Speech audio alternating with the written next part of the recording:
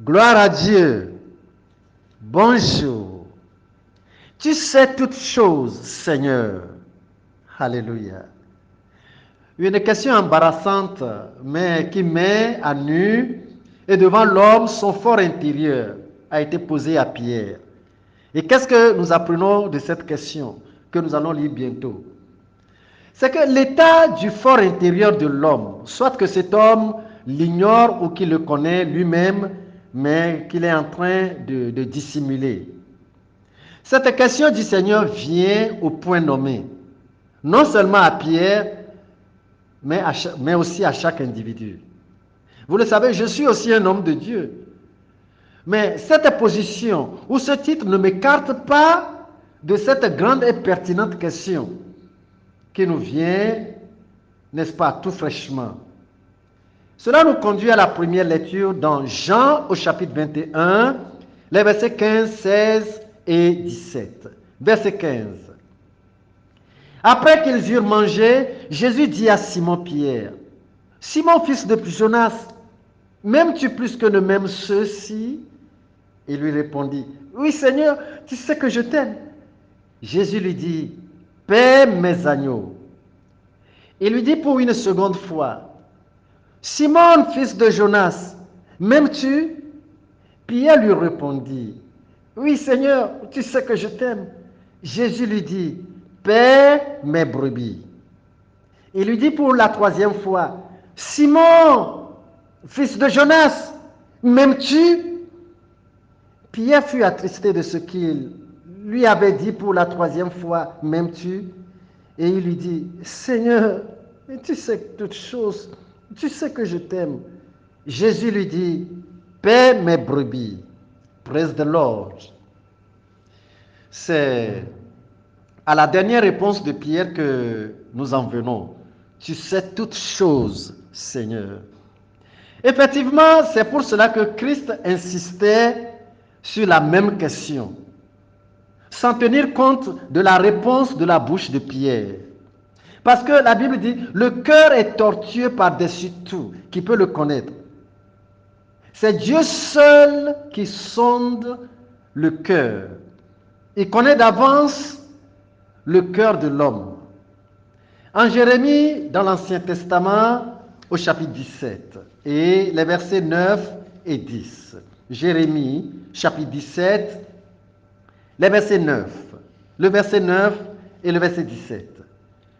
Le cœur est tortueux par-dessus tout, et il est méchant. Qui peut le connaître? Moi, l'Éternel, j'éprouve le cœur, je sonde les reins, pour rendre à chacun selon le fruit de ses œuvres. Alléluia. Voici ce que nous révélons à vous tous, y compris moi aussi.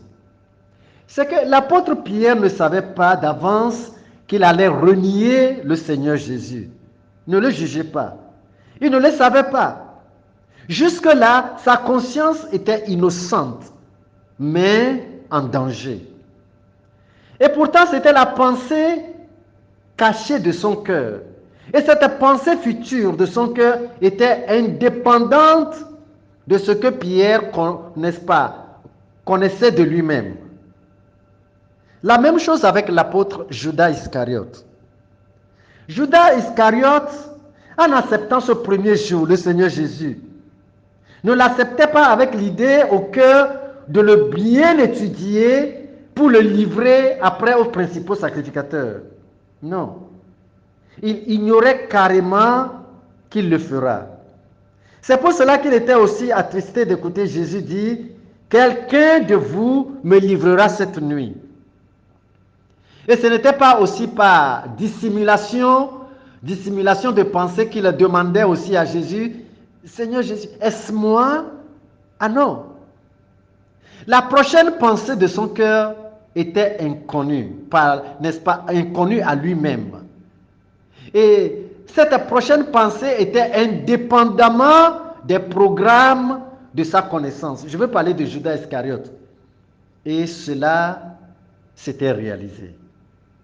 La bonne réponse, la meilleure réponse que Jésus attendait de Pierre est celle qu'il lui avait donnée en troisième position. tu sais toutes choses, Seigneur. C'est la réponse de quelqu'un qui vit au quotidien dépendamment de la volonté de Dieu. C'est la réponse de celui qui est humble et qui se dit, je ne sais pas ce que bientôt pourra m'affronter ou en quoi bientôt pourra me transformer. Dieu connaît votre cœur d'aujourd'hui, que vous ne connaissez pas vous-même. Et il connaît très bien votre prochain cœur, que vous ignorez. Je vous amène dans le livre de 1 Samuel au chapitre 10 pour vous présenter le verset 6. 1 Samuel, toujours nous sommes dans l'Ancien Testament, 1 Samuel chapitre 10 et le verset 6. L'Esprit de l'Éternel te saisira, tu prophétiseras avec eux et tu seras changé en un autre homme. Alléluia. Voyez-vous, l'homme, il est le reflet de son cœur, le reflet de la variation de son cœur à tout moment. Saul, le roi, nous parlons. Saul, pas surprise pour n'est-ce pas, pour tous, et n'est-ce pas, pour lui-même. Il prophétise au milieu des prophètes. Son cœur fait de lui brusquement une autre personne. C'est pour dire que l'homme n'a pas le destin de son cœur à son pouvoir. Il n'a pas le prochain tour que jouera son cœur à son pouvoir. Tout dépend de la suprématie de l'Éternel. Et certaines fois même, c'est le diable qui inspire au cœur de l'homme une pensée non idéale. Alléluia. Jean chapitre 13. Pour vous lire les versets 25, 26 et 27. Nous montons au Nouveau Testament, Jean chapitre 13, au verset 25. Et ce disciple, s'étant penché sur la poitrine de Jésus, lui dit, Seigneur, qui est-ce? Jésus lui répondit, c'est celui à qui je donnerai le morceau trempé. Et ayant trempé le morceau, il le donna à Judas, fils de Simon l'Iscariote. Dès que le morceau fut donné, Satan entra dans Judas. Jésus lui dit, ce que tu fais, fais-le promptement. Praise the Lord. Ce que tu fais, fais-le vite. Jusqu'à cette dernière minute, étant à la table avec le Seigneur, Judas n'a pas encore, n'est-ce pas, de lui-même prémédité ce dessein de livrer Jésus.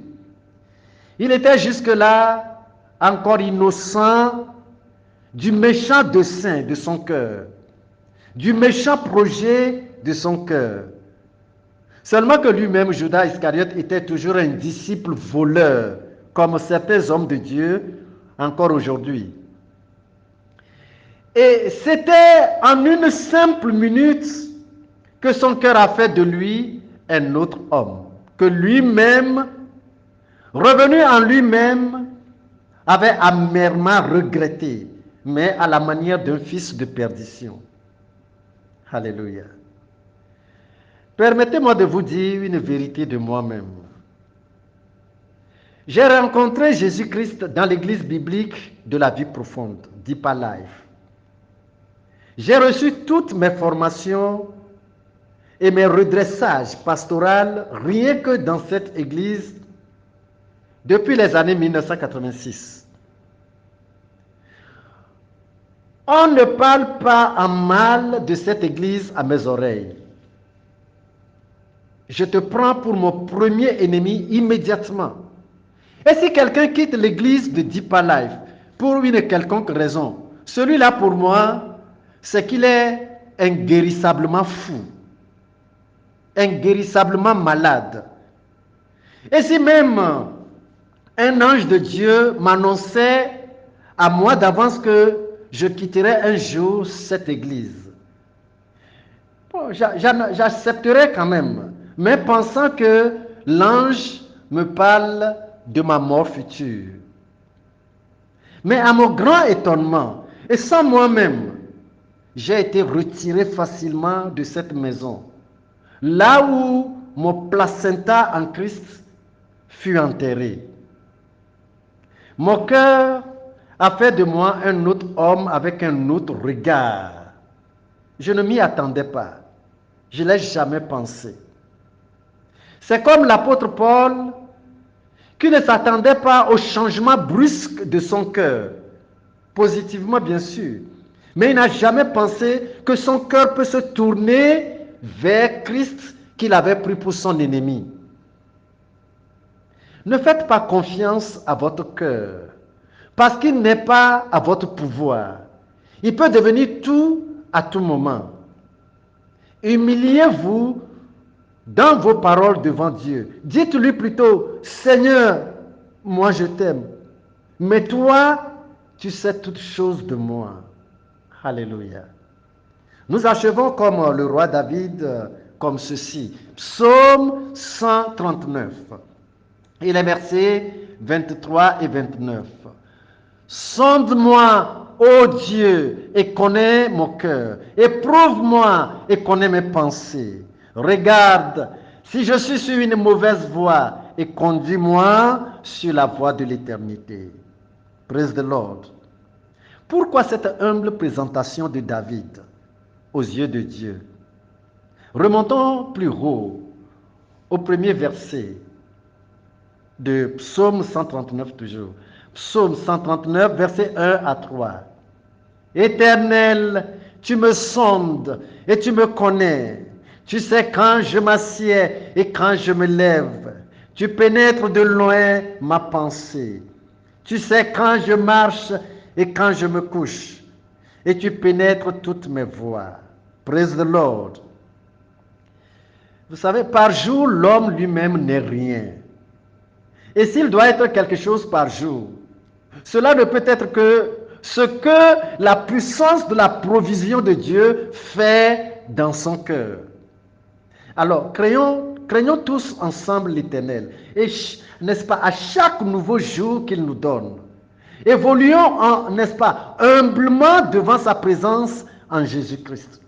Lui-même saura nous conduire au moyen de sa grâce jusqu'à la fin de notre vie pour nous faire rentrer dans sa définitive glorieuse règne. Alléluia. Praise the Lord. Que Dieu vous bénisse au nom de Jésus-Christ. Partagez à votre tour ce petit message de vie pour la gloire de Dieu. Pour moi, mon nom est Séraphin Kofi Zozo. Restez bénis. Amen.